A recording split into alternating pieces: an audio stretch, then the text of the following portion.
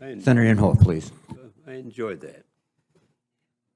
General Nakasone, it's clear the threats posed by our adversaries in cyberspace is growing.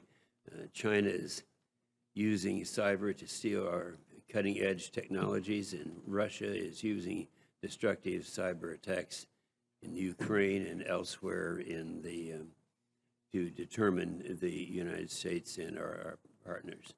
General Nakasone, in the face of these serious cyber threats, your stance has been consistent and it's been clear on the benefits of the dual hat arrangement. And you know, the dual hat arrangement for some reason has become controversial, and I think you and I both agree on this.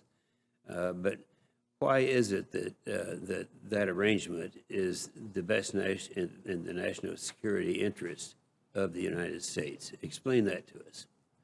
Senator, thank you for the question. I begin with just 2018 when I came into the job, both as Commander of U.S. Cyber Command and the Director of the National Security Agency. And I look at the change in terms of our national security today, in terms of what our adversaries in cyberspace are trying to do. We weren't thinking about ransomware in 2018.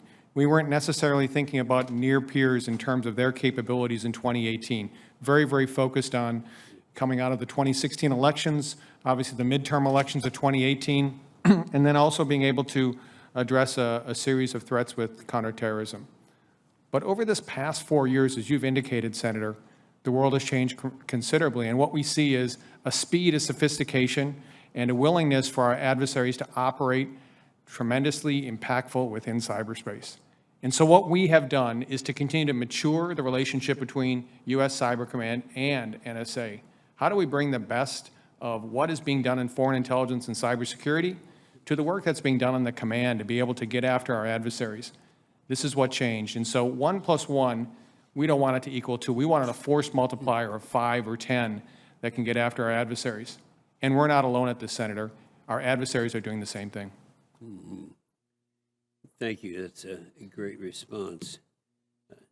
China views Africa as key to its global ambitions, which is why they built their first overseas military base in Djibouti. And people don't realize that it's not just that military base in Djibouti. That was the first military base, period, in their history. And so they want to build another one in the west coast of Africa. Now, we witnessed this in Djibouti, and the bulk of the U.S. forces in Africa are special operations troops who work with our partners to build capabilities, collect intelligence, and push back on China, Russia, and terrorist groups. We should deploy more of these troops to Africa, given the growing threats that we have pointed out several times in Africa. General Clark, what's your assessment of what the Chinese military seeks to accomplish in Africa, and what can our special operations forces do to confront these growing threats? Senator, I've been to Djibouti many times and also see it as a strategic location, not just for Africa, but what it gives for a platform, for us to conduct counterterrorism missions into the Middle East with its proximity to Yemen. And our is a key strategic hub there. The Chinese clearly see the same thing. For U.S. Special Operations Command in support of AFRICOM, there it's to ensure that the violent extremist elements there are disrupted so they cannot cause a threat back to the United States.